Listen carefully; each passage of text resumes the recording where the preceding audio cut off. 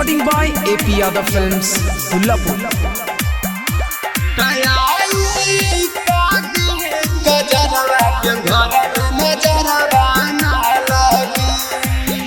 सावन चढ़ते भारी हो जाला राउर मन, दोस्त नासा के हकी कुछ औरी कारण।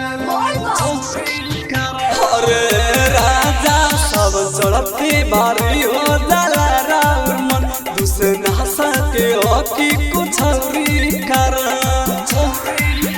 होले होले खाली डोली बाकी कुछ ना बोली, अखिया के खोलिए नेता की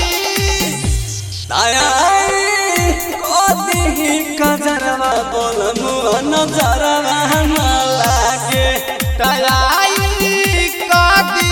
कजरवा दे घर में नजरवा ना लागे।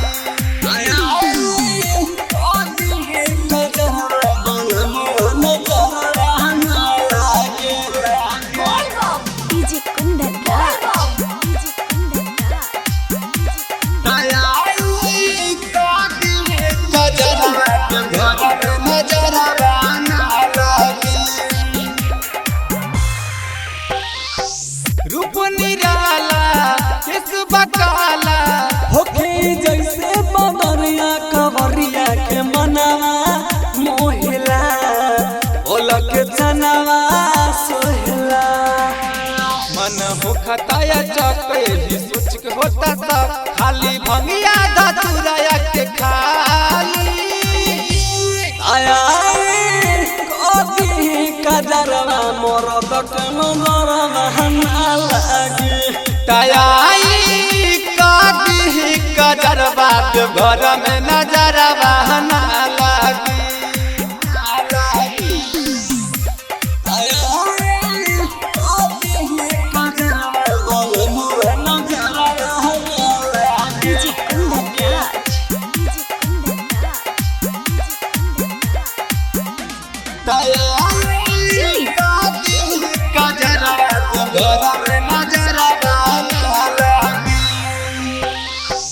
नशा बताई उन्हें हटाई कुछ दिन रखी तनी दूरी जरूरी कर कमे करना अलज दाम दरना।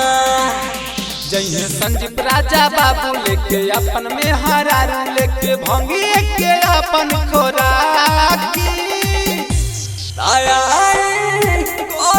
हब कजरवा राजा के नजरवा लागे।